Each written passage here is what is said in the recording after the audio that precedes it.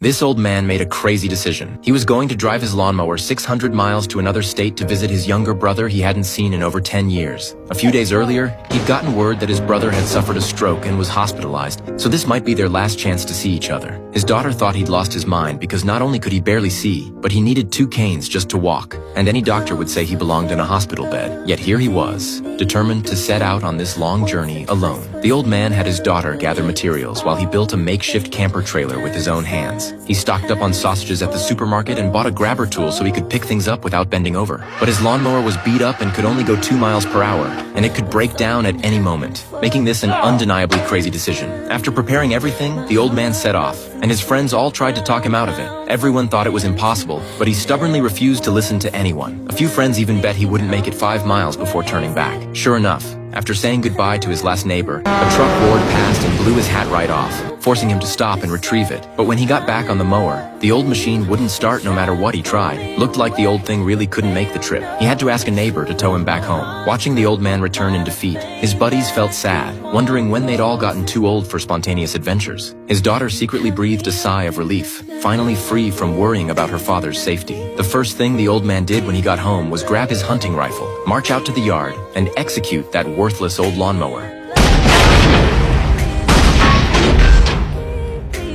But he didn't give up on his plan. The next day, he took his last $300 and bought a used 1966 little green lawnmower. The old man was 73. The mower was 36. Compared to him, this mower was still a young man. So with his daughter watching helplessly, the old man set out on his journey again. This time, Little Green didn't break down, probably afraid of meeting the same fate as the old mower. The old man headed west along the highway, never in a rush. And when he got tired, he'd gather some firewood and sit comfortably by a campfire smoking a cigar. Everyone needs to enjoy some solitary time in their life. Make a crazy decision. Take a spontaneous trip. At dusk, a young woman was hitchhiking by the roadside, but no cars would stop for her. He offered her a ride, but looking at the slow-moving lawnmower, she declined.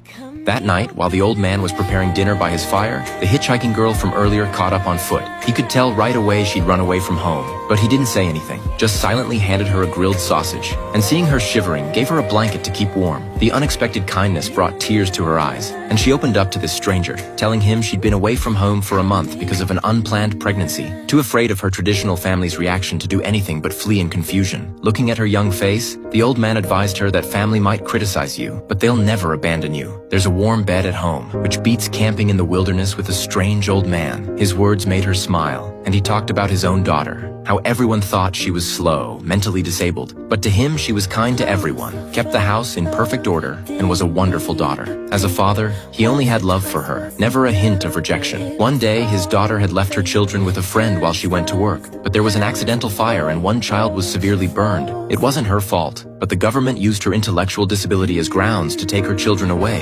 Ever since, she turned on the yard sprinkler every day to prevent fires, hoping her children would come home someday. After hearing his story, the girl was silent for a long time. When the old man woke the next morning, she was gone, leaving only a bundle of firewood she'd gathered. Perhaps their conversation had given her the courage to face her family. Back on the road, the old man encountered a spirited group of cyclists. Watching the passionate young people, he cheerfully made way and waved hello. And that evening, when he reached their campsite, he was welcomed with enthusiastic applause. That night, he sat around the campfire chatting with the young folks. A young man asked him, "What's the worst part about being old?" The old man said, "Well, the worst part of being old is remembering when you was young."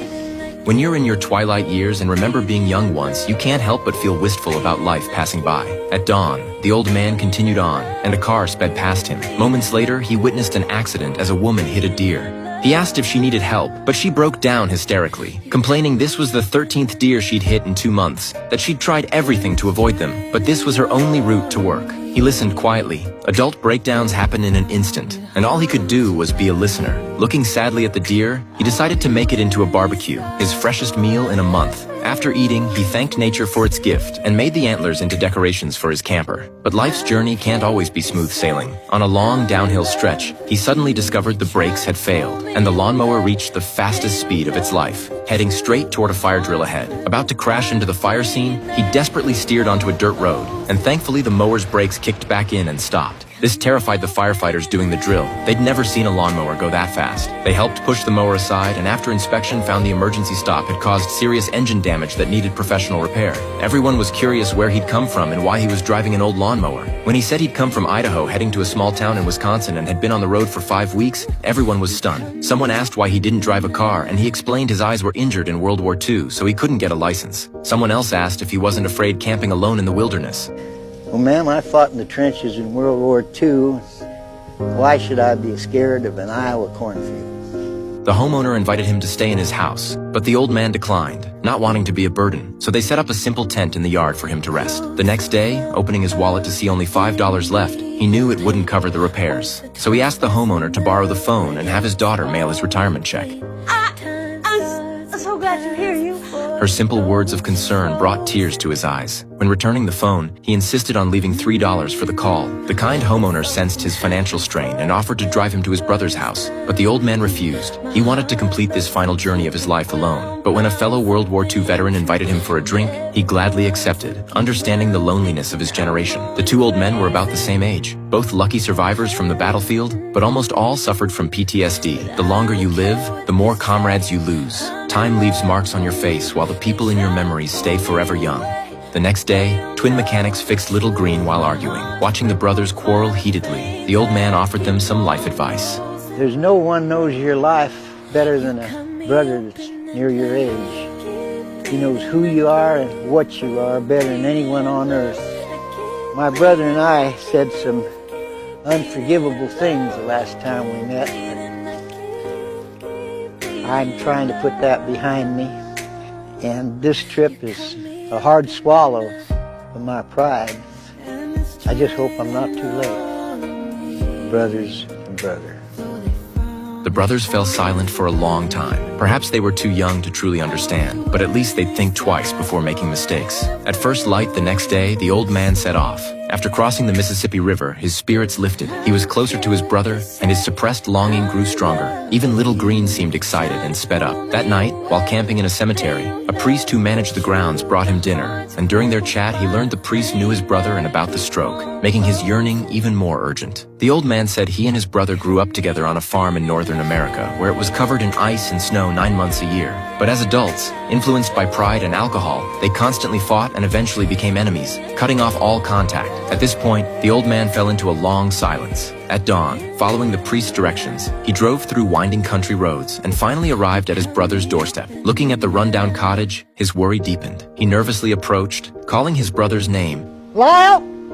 but got no response for a long time. He was terrified he'd truly missed his last chance. Fortunately, he wasn't too late. His brother emerged from the house using a walker, and though they hadn't seen each other in 10 years, the moment their eyes met, all grievances vanished.